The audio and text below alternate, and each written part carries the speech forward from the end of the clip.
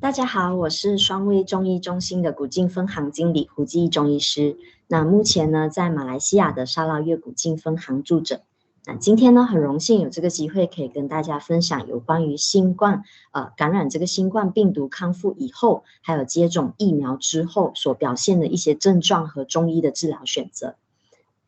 那今天呢，主要会分别说到新冠病毒后遗症和接种新冠疫苗后的一些不适症状。那此外呢，还会分享我们这里的一些治疗选择和各种应对和挑战。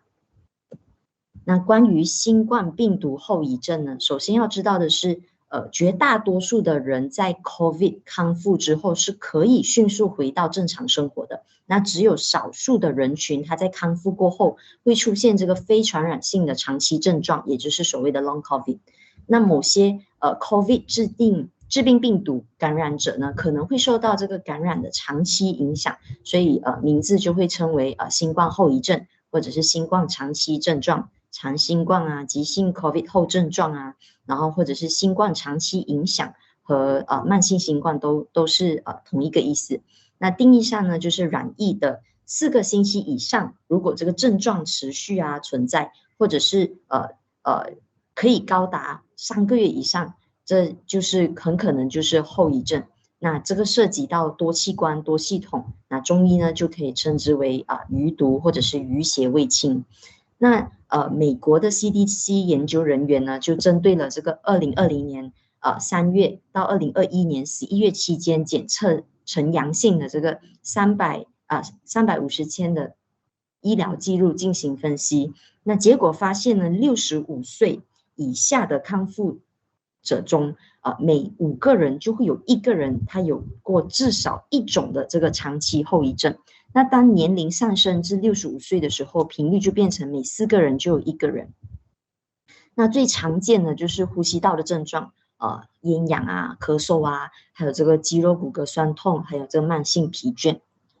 那这个呢，是一篇2021年10月13号发表于 JAMA 上的这个荟萃分析论文。那这篇文章呢，它就收集了从2019年12月开始到2021年3月的2100多项的研究进行了一个总结。那最后发现呢，在这25万人中，超过一半的患者至少经历6个月的后遗症困扰。那其中就包括一些活动性的功能障碍、非功能障碍啊、精神健康障碍等等。那右边这几张图呢，其实这几张坐标就表示了这个疾病的发生的几率。那不难看出，就是新冠后遗症真的是很多元、五花八门，从头痛、味觉失常到肌无力，到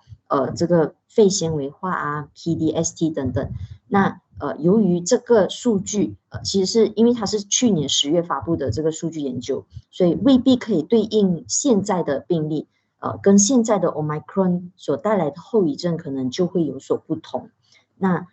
接下来这份研究呢，就是它其实是发现说感染 Omicron 后有新冠后遗症的风险，其实比感染 Delta 后有新冠后遗症的风险较低。那 Omicron 就会有4.4%，然后Delta 就会有10.8%几率去患有这个新冠后遗症。当分析按着年龄分成的时候，这个结果也是得到相同的结果。但是我个人认为，其实新冠后遗症的患者是在增加的，包括近期类似病例或者是类似的门诊病人也在增加。然后也许是因为大家在选择休养，或者是在选择用中医来治疗这个新冠长期症状，所以统计上面的数量就有减少。不过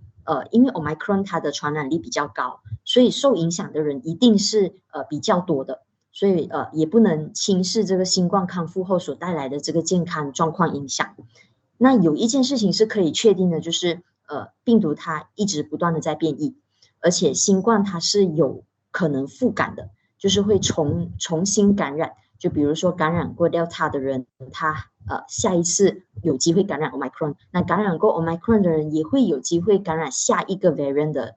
病毒。那昨天我才刚刚接了一个新冠的患者，他表示他2年前也也感染了这个新冠的病毒，而且那个时候还进院进了 ICU 进了2个月。那昨天看的这个病人的这一类人群，其实他会除了这个中医治疗啊，或者是其他的药物治疗之外，他还是会需要一定的这个心理辅导来帮助他康复。因为之前没有后遗症，不代表下一次的感染也会顺利康复，所以其实抗疫这一方面是非常重要的。然后根据这个马来西亚的卫生部发布的这个新冠后遗症，其实也是有很多种。那一般门诊常见的就会有胸闷，就是呼吸不畅，然后咳嗽啊，表示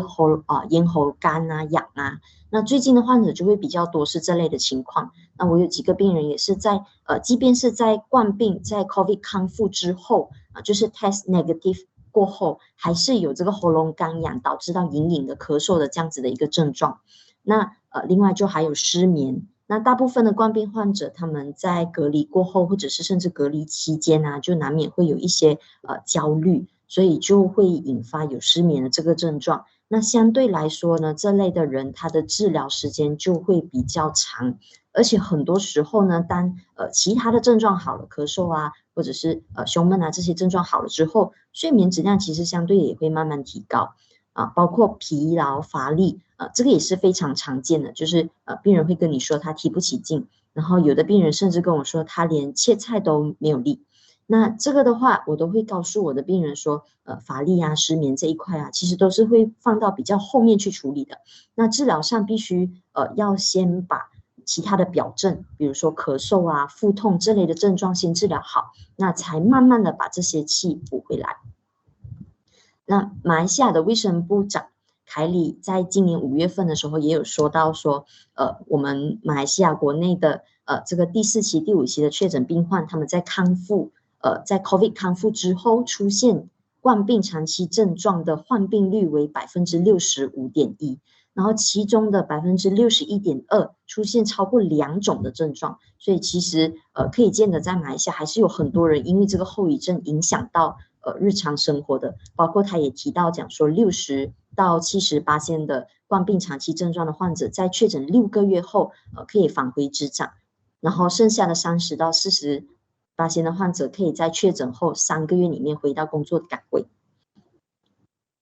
好，接下来会说到说关于这个接种新冠疫苗后的一些健康情况。那COVID 免疫接种其实跟一般的疫苗接种类似，那都会出现都可能会出现副作用和不良反应。那前者呢就会在几天内消失，那后者可能会带来比较长期的这个影响。但是不管这个免疫接种会不会有产生副作用或者是不良反应，它都可以保护我们免于这个 COVID 患重病这样子。那常见的副作用就有局部的这个红肿、痒啊、痛，或者是腋下淋巴结肿大、疲倦，或者是头痛。那也有部分的人会出现发冷啊、发热、肌肉关节酸痛啊、恶心呕吐这些。那除了我们说比较严重的过敏反应需要马上采取医疗帮助之外，那也有少部分的人群其实也会提过他们因为这个疫苗接种然后引发过敏皮疹。就是有些人他是原先他就有皮肤红疹的情况，然后因为这个疫苗又在 trigger back， 然后或者是月经紊乱、长时间的肌肉酸痛啊这些。那当然也是一样，如果症状持久，或者是这个症状是影响到你的日常生活的，都建议马上寻求医疗协助。那截至到今年的这个正月31日，我们国家的药剂监管机构 MPRA 旗下的这个疫苗异常反应报告系统，它总共接到了这个24788封投报，那其中有1004宗涉及了接种加强针者。那根据这个国家医学研究注册局在2021年2月到2021年11月期间的中期分析，常见的异常反应投报就有比如就有发烧、头痛、免疫应激相关反应，那肌肉疼痛啊、注射部位疼痛啊、颤抖、头晕、气短，甚至恶心、心悸这些。那接下来呢，就可以说到我们中医的一些诊断还有治疗。那不管是新冠所带来的这个后遗症状，或者是疫苗后的不适反应，其实主要治则都是调和阴阳和扶正驱邪为主。当然也要结合这个新冠患者的临床表现，还有这个精神的心理状态，然后用这个标本缓急的原则进行治疗。那在治疗期间也是有几项的注意事项，就是如果这个病人他在隔离10天，他在感染 COVID 阳性之后隔离10天，他还是阳性的话，而且还有伴有一些症状，咳嗽啊、气短发热这些的话，我们就会需要先治疗 COVID， 然后在这些症状减轻过后，再发现COVID 阴性了之后，再来选择其他的治疗方案来治疗这个所谓的新冠后遗症。那另外就是要了解这个患者他感染时期的症状，如果有发烧，或者是说有这个血氧低下的，可能他的治疗的周期就会比较长。那还有临床分析，还有这个治疗过程，因为有一些病人可能他们有住过院。或者是有些病人他从一开始确诊，他就自己在家里自行的这个进行休养跟治疗，那也可能会影响到后期我们在中药介入的时候看到的效果。那另外就是患者的这个基础病史也是非常重要的，包括如果他有高血压啊，然后糖尿病啊，或者是甚至心理这个精神心理疾病啊，都会大大的影响到我们的这个治疗效果。那患者的用药史啊，还有这个过敏史，他有没有吃什么保健品啊，或者是因为这个 COVID 他才开始接触一些新的保健品，然后可能他在服用的这些保健品其实是有重复或者是重叠的。那很多时候我们都会帮病人做一个过滤的这个动作，就是知道他现在在吃什么，然后包括一些食物方面、食疗方面也是会做一些咨询跟这个建议，然后这样才能够说跟这个患者达成这个治疗的目标的共识。这个也是很重要，是因为很多时候患者，尤其是有可能得过第2次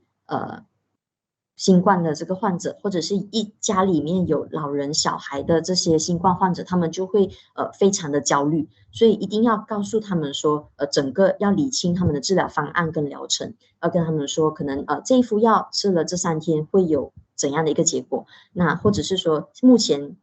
可能你有很多的症状，但是我先治疗，我们先把体温降下来，然后过后再来治疗咳嗽跟失眠。需要理清楚所有的治疗方案，然后这样就可以让病人啊他对这个康复比较有信心，然后同时也是一种心理疏导。那从疫情开始以来，就是从2020年开始，我们3位 TCM 呢的中医师就已经开始尝试用这个线上看诊的方式，为一些轻症啊到重症的一些新冠患者开一些方药，那帮助他们呢减轻症状，加快康复。那在治疗过程中呢，我们是以线上治疗的方式，就是类似现在这种视讯的方式。那我们呢就会要求患者用手机拍一张舌头的照片，发过来，我们就会看他们的舌头，看颜色，看舌苔，然后问诊。那我们就会询问他们的症状啊，或者是对日常生活的影响啊这些，然后集结所有的这个回答，然后就依据个体化来开药。那一直呢就持续到现在还在进行。那发现呢，通过舌诊跟问诊，其实就足以可以诊断，然后并且拟定这个治疗方案。那也发现呢，中药其实它确实是可以帮助新冠患者减轻症状，那避免这个病情加重，还可以增加减少这个后遗症的这个发生。那在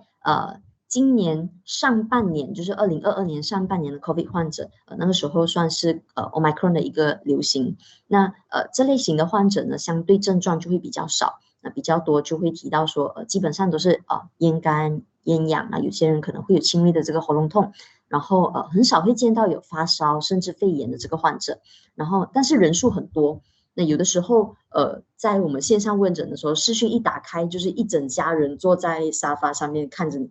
那除了这个中药治疗之外，这种情况一般我们也会建议一些食疗方，所以方便患者可以通过饮食来进行调理。那直到今年的6月份，在马来西亚的这个假期结束以后的 COVID 患者，就发现他们的症状就开始有了转变，有可能是因为新的病毒毒株这个 Omicron BA.5，然后或者是因为这个疫苗提供的这个防疫力其实也开始在减弱了，那所以患者的症状就会开始出现反复发烧、身体疼痛、这个咽喉啊会有刀割样的疼痛这样子的一个症状，其实有一点类似之前 Delta 病毒的这个表现。然后这里呢有几个病案可以跟大家分享，就是首先这个是2021年的患者，那发病的特点就是以发烧为主，然后血氧啊含量比较低下，然后我们的患者啊就可以看到说甚至有一些SpO2 80多，然后带着氧气筒来做这个视讯线上治疗的，那心率呢也会比较偏高，咳嗽啊等等症状。那在服用中药后，发现这个体温的控制良好，那症状也逐渐的减轻，然后失眠的症状这些都会有所调整。那到了今年，刚才提到讲说，今年下半年的这个患者也开始出现高烧、血氧低下、纳差啊、寐差这些症状。那不过呢，也是可以发现说，在中药的帮助下，可以减缓这个病情的发展，提高病患的这个治愈率，还有减少后遗症的这个发生。那新冠后遗症的身体恢复时间呢，其实是取决于个人的这个基础健康状况，还有这个炎症的严重程度。那有没有并发症啊？或者是说有一个很重要的就是治疗是否及时？因为我们发现说，如果这个患者可以越早接受中药的介入，就是一开始他看到不管是 PCR 还是 RTK 发现阳性之后，就开始接受中药介入的话，这个效果是比较显著的。中医药治疗其实也被证实在冠病后康复期可以有效的、安全的帮助这些患者啊，减少痰啊，或者是恢复体力啊，缓解焦虑，增强肺功能，来这个提高我们的生活质量。那一个冠病患者在确诊之后，他可以根据这个COVID 相关综合症的临床分析来进行一个分析和这个中医的诊断来分别进行治疗。那一个后遗症患者不管是COVID 的这个康复过后，还是这个接种疫苗过后出现不适症状的这一些患者，那就可以根据患者这个主诉啊，还有现病史结合症型来拟定这个治疗方案。一般比较常用的就是中药啊、针刺还有艾灸治疗等等。那这里呢可以各举一个例子，就新冠后脑雾和这个疫苗后经期紊乱来提一下治疗思路。那脑雾对我来说是一个很新鲜的词，因为这个 COVID 才认识的。那作为一个新的综合症，其实具有认知功能障碍，那有些人可能会有记忆力减退啊，或者是无法集中注意力，或者是出现头晕啊、睡眠障碍的症状。那观察后被认为这个是新冠后遗症。那中医呢认为心主血，上攻于脑，那所以心脑是相系的。那肝呢，它是主疏泄，又主谋虑，那调节精神情志。那肾藏精，精生髓，髓聚于脑。所以脑雾呢，其实发生的症型就可以分成4个。那心血不足、心肾不交、肝气郁滞跟心脾两虚。那从这个文章里面就可以看到说，它除了用中药以外，它也是有采用一些针灸和食疗，可以很好的治疗脑雾的这个症状。那接种新冠疫苗后出现经期紊乱，其实不少的患者都有提出过这样子的一个症状，就是他们在接种疫苗之后出现经期延长，或者是痛经，或者是月经后期等等。其实一般都可以让病人先观察，持续大概2到3个周期就会恢复正常。那当然也要排除一些其他可能导致月经紊乱的原因，比如说多囊卵巢综合症啊、子宫肌瘤、子宫内膜异位症、子宫腺肌症等等。那就根据它的症型是气血两虚、气滞血瘀还是肾虚等等症型，然后就用以补益气血啊、温经散寒、活血行气的这种补益肝肾等治法用药。那也可以采取一些针灸和艾灸，就以任脉和足太阴经穴为主。好，在3位 TCM 就是我们也有推出一系列的这个新冠后遗症的治疗方案，包括中药治疗、针刺，还有艾灸治疗、食疗、耳穴治疗，甚至一些运动指导等等。那根据患者的需要进行加减治疗。那比如说一些适当的拉伸运动，还有一些胸闷咳嗽的患者，那练习腹部呼吸啊。可以让他们在康复的时候煮一些四神汤啊、美龄粥啊这些比较好吸收又可以健脾补肺的食物。那应对于挑战，这个新冠后遗症的应对方法呢，其实刚刚都有提到讲说练习腹式呼吸。那有研究指出呢，腹式呼吸可以提高我们的这个 SpO2 血氧饱和度，那还可以锻炼肺功能啊，增加这个肺活量。也可以降低这个压力状态下所释放的这个压力激素导致的一些负面影响，有助于放松，减少这个焦虑，那提高身体应对强度的高强度运动的耐受能力。那另外也可以也建议可以练习8段锦，大概一天大概练习10到15分钟左右就已经足够了，可以改善血液循环，减少疲劳，那放松肌肉和平衡新陈代谢，来减少这个睡眠的问题。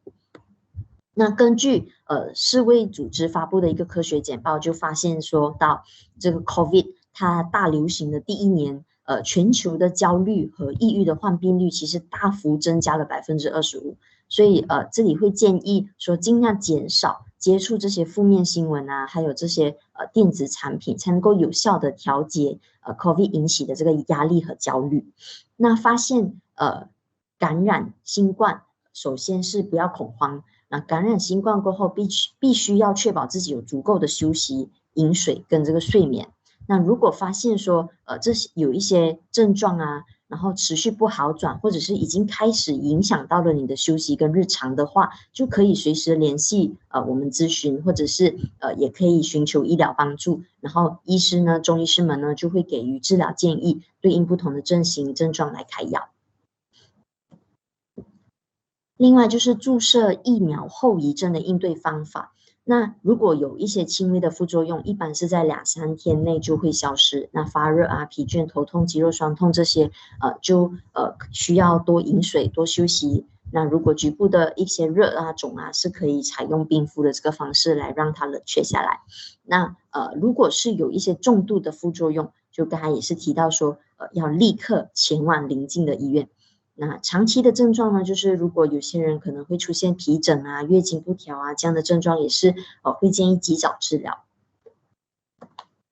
那难点与挑战，那关于医者呢，其实就有这个线上问诊的这个局限性，然后还有这个舌诊的准确度，因为现在的